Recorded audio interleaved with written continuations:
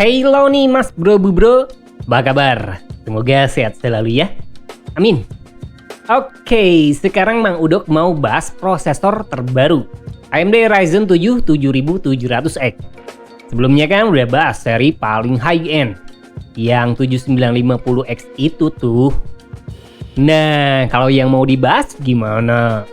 Pasti banyak yang penasaran kan? Pantengin terus videonya, oke? Selamat datang di channel Murdokrus.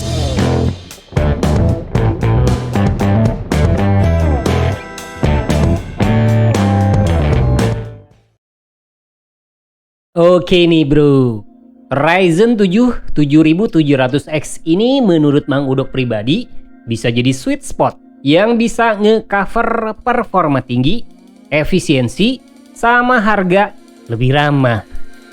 Malah sekarang harganya turun loh, sekitar 6,2 jutaan. Sebelumnya punya angka sekitar 6,8 nyampe 7 jutaan. Dibanding CPU Intel di kelas yang sama, entah generasi ke-12 atau ke-13, harga sekarang dirasa lebih ramah. Tapi pertanyaannya, worth it nggak buat dipertimbangin? Kalau dilihat dari spek sih, seri ini masih terhitung sama dengan Ryzen 7 5800X. Core-nya masih 8, terus thread-nya 16, L3KC 32 MB, terus TDP-nya juga masih di angka 105 Watt. Terlihat serupa, tapi sebenarnya bisa beda jauh bro.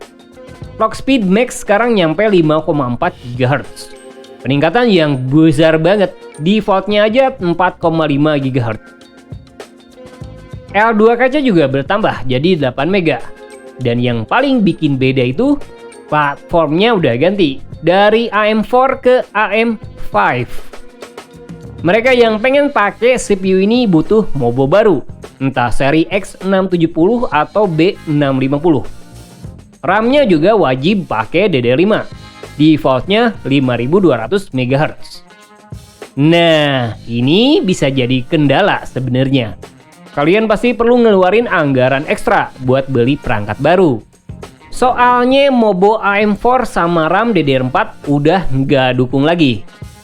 Cuma potensi kinerja sih bisa oke banget. Apalagi arsitektur baru AMD Zen 4 punya janji besar dari boosting kinerja sama efisiensi. CPU ini juga nggak bergantung lagi sama GPU eksternal, karena Ryzen 7000 udah bawa GPU internal Radeon Graphics.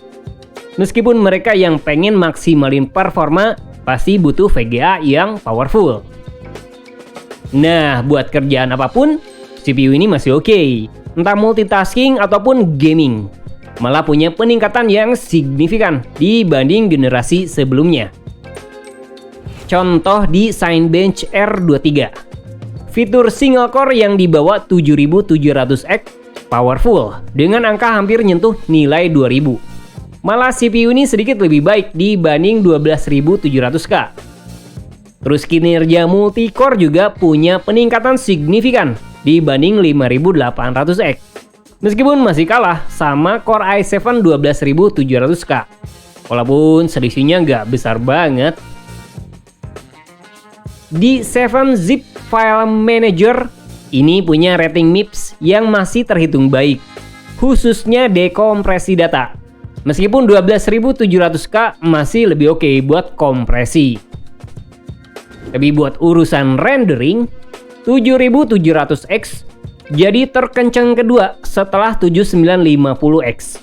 Malah lebih baik dibanding 5950X atau 12900K. Dengan waktu cuma sekitar 125 detik aja bro. Nah, gimana kalau performa gaming? Buat nunjukinnya, Mang Udok sendiri pakai GPU Radeon RX 6700 XT sama RAM DDR5 dari Cleve dengan speed default 6200 MHz. Di game CSGO nih, Ryzen 7 7700X powerful banget. CPU ini malah lebih baik dibanding 12700K dan jauh lebih nendang dibanding 5800X. Malah nggak beda jauh sama 7950X. Terus di game Horizon Zero Dawn Complete Edition, punya FPS tertinggi nyampe 134 dibanding Ryzen 9 7950X. Cuma kalau di Dot 5 sih FPS bukan yang terbaik. Frame rate rata-rata 118 dan masih kalah dibanding 12700K.